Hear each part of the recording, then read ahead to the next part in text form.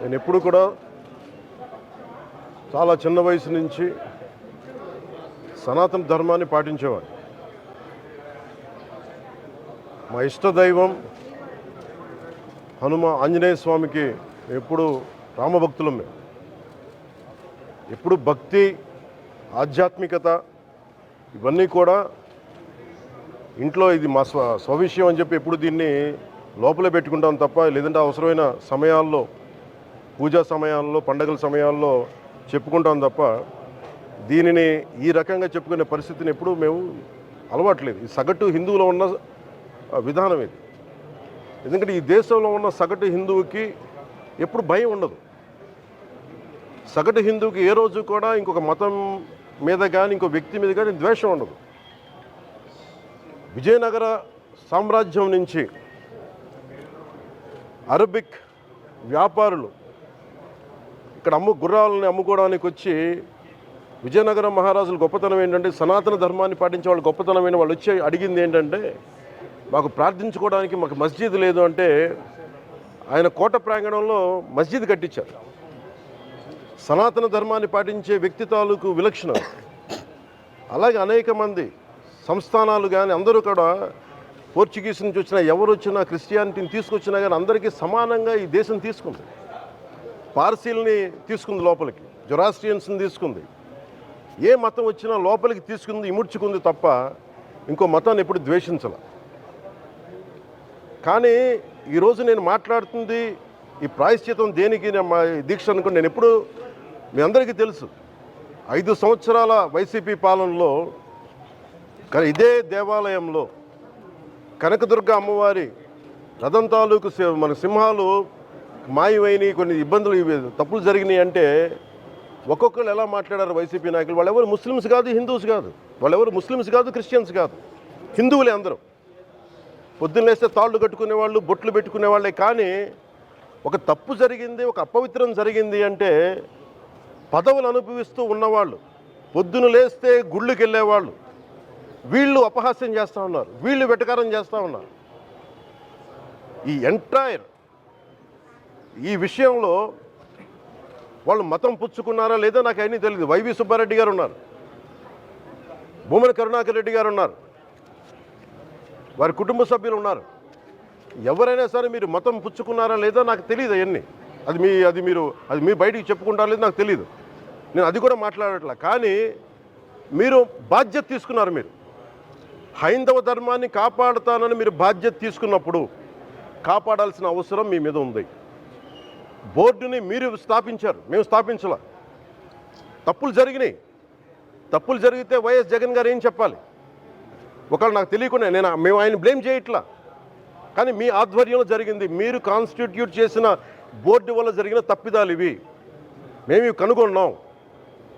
Lab టెస్టులు ఇవన్నీ మేము ఆటలాడతామా? ఇవన్నీ వీటితోటి సెంటిమెంట్స్ తోటి మాకు బాధ్యత లేదా? నేను నిజంగా కనుక చాలా బలమైన సనాతన ధర్మాన్ని పాటించేవాడిని. చిన్నప్పటి నుంచి, పొద్దున్న లేచినప్పటి నుంచి రాత్రి పడుకునేదాకా మా ఇంట్లో రామనామం ఉండేది, రామ జపం ఉండేది మా ఇంట్లో. అలాంటి రామభక్తులం మేము. కానీ రామతీర్థం విగ్రహాన్ని, రాముడి విగ్రహాన్ని శిరచ్ఛేదం జరిగినప్పుడు ఒక సగటు సనాతనవాదిగా, సగటు హిందువుగా, సగటు రామభక్తుడిగా బయటకు వచ్చి చాలా గొడవలు చేయగల సత్తా ఉన్నవాడిని గుర్తుపెట్టుకోండి.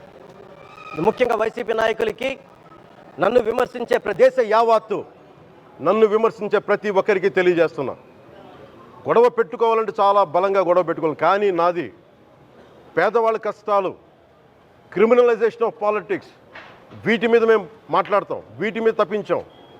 ప్రజలు బాగుండాలి, కాన్స్టిట్యూషన్ వాల్యూస్ని అప్హోల్డ్ చేయాలి, రాజ్యాంగం బాగుండాలి, వీటి కోసం తపన పడేవాళ్ళం. కానీ సెక్యులరిజం పేరు మీద, secularism is not one way, it's 2 way. Secularism అంటే కూర్చోబెట్టి ఒక్క సైడ్ నుంచి వచ్చేది కాదు, అన్ని సైడ్ నుంచి రావాలి. ఇది చాలా ఆవేదన కలిగిస్తుంది. కొన్ని దశాబ్దాలుగా చూస్తున్నారు ప్రతి హిందువు. దీంట్లో మిగతా మతాల ప్రస్తావన కంటే కూడా నేను ఎక్కువ ప్రస్తావన చేస్తుంది హిందూ ధర్మాన్ని పాటించి, వాళ్ళు వ్యక్తిగతంగా పాటించి బయటకు వచ్చేటప్పటికి మీడియా వారి కోసమో లేదంటే ఇంకొంత ఎవరైనా సాటిస్ఫై చేయడం కోసం తెలియదు. కానీ సాటి హిందువులు తోటి హిందువులను తిడతా ఉన్నారు. ఇది చాలా ఆక్షేపణీయం. దీంట్లో నేను ముస్లిమ్స్ నిందించట్లా, అది క్రిస్టియానిటీ నిందించట్లా, కానీ బాధ్యత తీసుకున్న హిందువుల్ని నేను నిందిస్తున్నాం. బాధ్యత మీది. మీరు యథాలాపంగా వచ్చి ఇది పొలిటికల్ పదవులు, విగ్రహాలు పోతే మేము ఇల్లు కట్టుకుంటాం, వాకిళ్ళు కట్టుకుంటాం, ఏం మాటలవి? ఇదే మీరు మస్జిద్లో జరిగితే మాట్లాడతారా? మస్జిద్లో ఇలాంటి అపవిత్రం ఒక చిన్నపాటి చోరీ జరిగితే ఇలాగే మాట్లాడతాం. ఎందుకంటే మీరు మాట్లాడరు, ఓట్లు కదా అక్కడ. కానీ హిందువులు మాట్లాడితే హిందువులు అందరికీ ఎవరు పట్టించుకోరు. ఇక్కడ మా వేదన ఉండదా? మౌనంగా ఉన్నామంటే బాధ లేదనా? కోపం రాదనా? ఈరోజుకి కూర్చొని చూడండి ఏం మాట్లాడుతున్నారో వాళ్ళు. ఆయన వాళ్ళ లాయర్ అంట, ఆయన ఎవరు, ఏజీపీ అంట, పొన్నవోలు సుధాకర్ రెడ్డి గారు తిరుమల లడ్డుపై ఢిల్లీలో చేసిన కామెంట్ నా దృష్టికి తీసుకొచ్చారు. ఇలాంటి సెన్సిటివ్ సమయాల్లో ఎయిదర్ మౌనం మంచిది, మౌనం దాటి పొగరుగా మాట్లాడటం, నన్ను పచ్చి బూతులు తిట్టినా, నన్ను వక్రీకరించినా, నన్ను రోడ్డు మీదకి లాగిన నేను ఎప్పుడు మౌనంగానే ఉన్నా. కానీ వైసీపీని నాయకులు, విమర్శించే నాయకులు ప్రత్యేకంగా చెప్తున్నాం, సనాతన ధర్మాన్ని జోలికి రాకండి.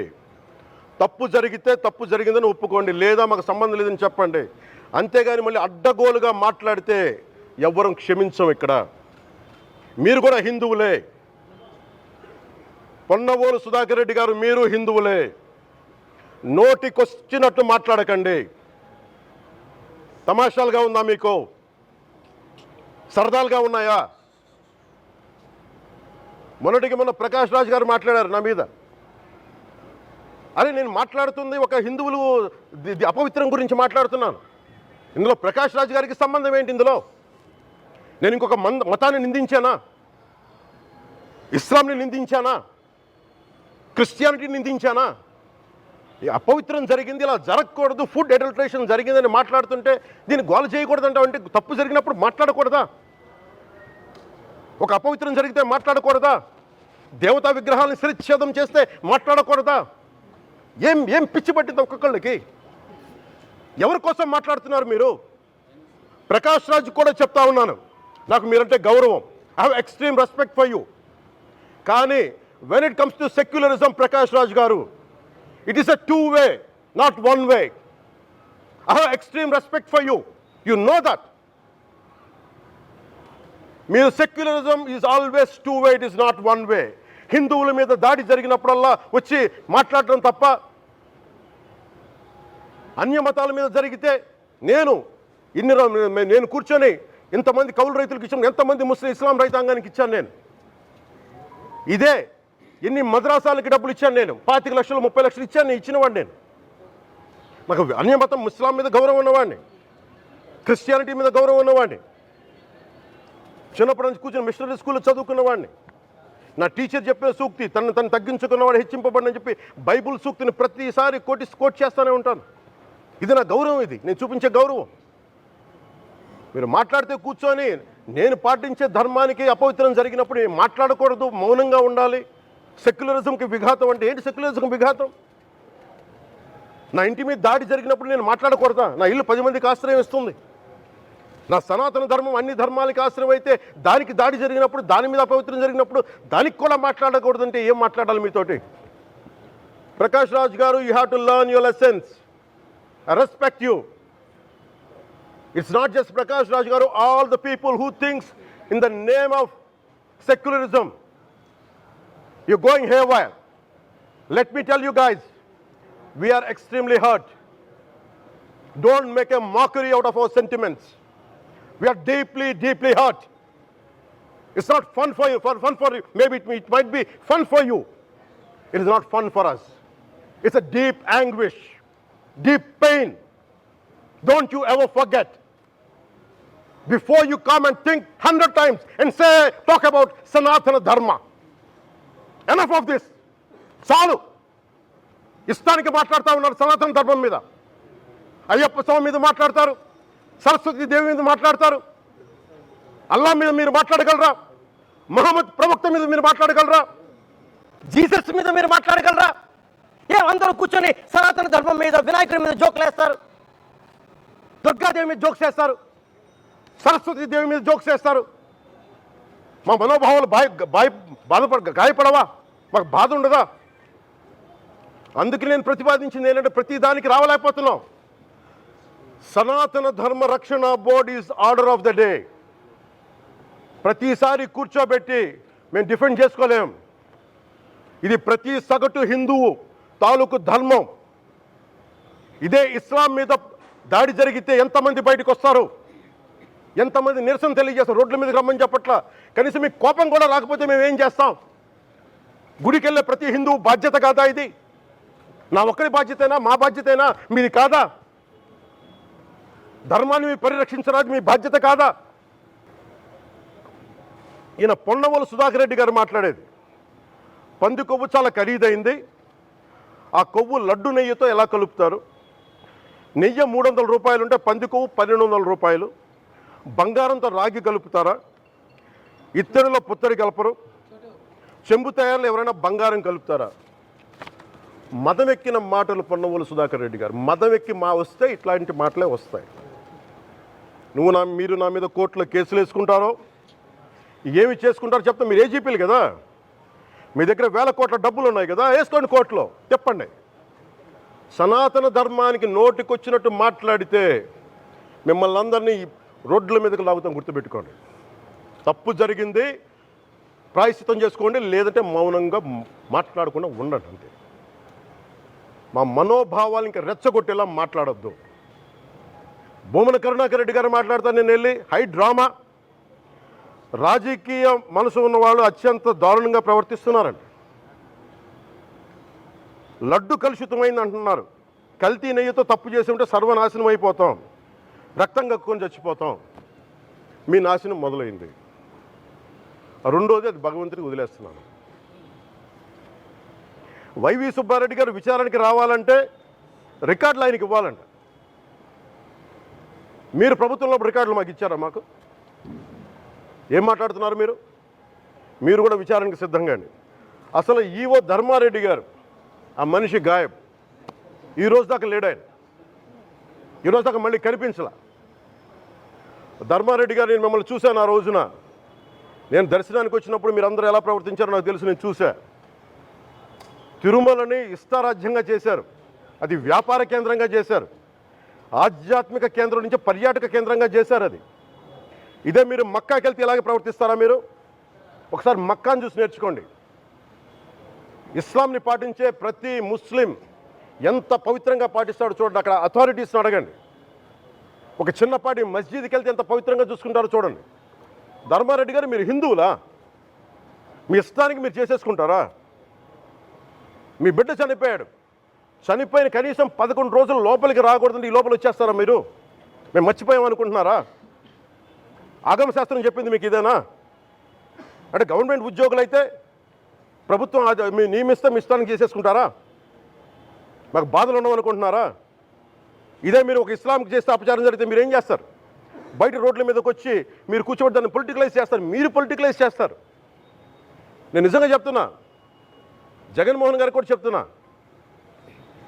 మీరే కనుక, నేనే కనుక సనాతన ధర్మం మీద పోరాటం చేయాలని నన్ను ఆపేవాళ్ళు ఎవరు లేరు ఈ దేశంలో, గుర్తుపెట్టుకోండి. నేను కనుక సనాతన ధర్మం కోసం నేను పోరాటం చేస్తే చచ్చిపోవడానికి సిద్ధం నేను. కానీ నేను అక్కడి దాకా తీసుకెళ్ళిన విషయాలు, దానికి నిదర్శనమే రామతీర్థ రాముల వారి విగ్రహం శిరిచ్ఛేదం జరిగినప్పుడు ఒక్క మాట మాట్లాడకుండా చెప్పి కూర్చున్నాను. ఆ తెలివితేట లేక మీ ప్రభుత్వాన్ని కిందకి తీసుకొచ్చి అధాపాతాలను తొక్కిన మేము మాకు శక్తి లేదనుకుంటున్నావా? ఉండవనుకుంటున్నావా? కానీ మేము సమాజాన్ని కలిపి ఉంచాలని వ్యక్తులం తప్ప విడగొట్టాలని వ్యక్తులం కాదు మేము, గుర్తుపెట్టుకోండి.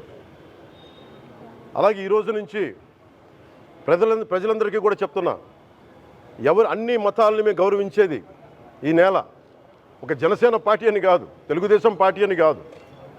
మీరు ఏ పార్టీలకు సంబంధించిన వైసీపీలో ఉన్న హిందువులందరూ ఏం చేస్తున్నారు? మీరందరూ పోటీ పడ్డారు కదా తిరుమలకి వెళ్ళడానికి, మీరు మర్చిపోయారు. ఇందులో ఈ పాపం మీకు కూడా వస్తుంది, ఈ పాపం మీకు కూడా తగులుద్ది. మీ మౌనం కూడా మొత్తం జాగ్రత్త, తరాలు నాశనం అయిపోతాయి. మీ మౌనం మంచిది కాదు. ఇది ఒక వెంకటేశ్వరుడికి జరిగింది కాదు, భగవంతుడికి, నిరాకారుడు, ఆయనకి ఇవేం పట్టవు, మనం నమ్ముకొని ఆయనకి వెళ్తున్నది మనకి బాధ్యత ఇది. ఇంకా ప్రతి ఒక్కరు దీన్ని గుర్తుపెట్టుకోండి. చేతులెత్తి వేడుకుంటున్నాను. సగటు హిందూ మీరు సినిమా టికెట్లకు వెళ్ళిపోతారు, అభిమానులు అందరూ. మీరెవరు హిందువులు లేరా? సినిమా టికెట్ల కోసం చించుకుంటారు. సినిమాని మీరు కూర్చోడానికి మీరు మొత్తం మాట్లాడతారు. అందరిని అడుగుతున్నా, మొత్తం భారతదేశపు యావత్తు ఉన్న సినిమా అభిమానులను అడుగుతున్నా, మీరందరూ హిందువులే కదా, అత్యధికులు హిందువులే కదా, మీకు బాధ్యత లేదా? మీకు మీ సినిమా హీరోలు, నేను కూడా హీరోనే, నన్ను మించి దేశాన్ని చూడమని, సనాతన ధర్మాన్ని చూడమంటున్నా. మీ కన్వీనియంట్గా కూర్చోబెట్టి హీరోలను ఎత్తడం కాదు, నన్ను ఎత్తడం కాదు. ధర్మం విఘాతం కలిగినప్పుడు ధర్మానికి మీరు మాట్లాడటం మీ బాధ్యత. నా తరం మేము కష్టపడుతున్నాం, ముందుకు వచ్చాం. ఎవరి కోసం పడుతున్నాం ఈ కష్టాలు? మాకు సరదా కాదు. ప్రతి ఒక్కరి ఇష్టానికి వచ్చి మాట్లాడుతూ ఉంటే బాధ కలుగుద్ది. అయ్యప్ప స్వామి దీక్ష చేసే వాళ్ళ మీద ఎంత ఇష్టారాజ్యంగా మాట్లాడతారు. ఇదే మీరు ఎవరన్నా సరే ఇస్లాం మీద మీరు గొంతు ఎత్తగలరా? ఎందుకంటే రోడ్ల మీదకి వచ్చి కొడతారని మీకు భయం, అందుకు మీరు మాట్లాడరు. హిందువులు అంటే మెత్తని మనుషులు కదా, తోటి హిందువు కదా, మీరు ఏదైనా మాట్లాడచ్చు. మీకు నమ్మకాలు లేకపోతే మీరు ఇంట్లో కూర్చోండమ్మా. మీకు నమ్మకాలు లేకపోతే ఇంట్లోంచి బయటికి రాకండి, మమ్మల్ని ఏం అనకండి. మేము ఎలా పూజా విధానం ఎలా చేస్తాం, అలాగే ముఖ్యంగా ఫిల్మ్ ఇండస్ట్రీ కూడా నేను తెలియజేస్తా ఉన్నా. దీని మీద మీరు మాట్లాడితే మద్దతుగా మాట్లాడండి, లేదంటే మౌనంగా కూర్చోండి. అంతేగాని మీ మాధ్యమాల ద్వారా అపహాస్యం చేస్తే మటుకు ప్రజలు మిమ్మల్ని ఎవరు క్షమించరు. ఎందుకంటే చాలా డీప్ పెయిన్ ఇది. మీరు లడ్డు మీద జోకులు వేస్తున్నారు. నేను ఒక సినిమా ఫంక్షన్లో కూడా చూశాను. Laddu is a sensitive issue అని. Don't you ever say that. Don't you ever dare to say that, please. I respect you as actors, but when it comes to Sanatana Dharma, please, you have to think 100 times before you saying a word. One comment. Thank you.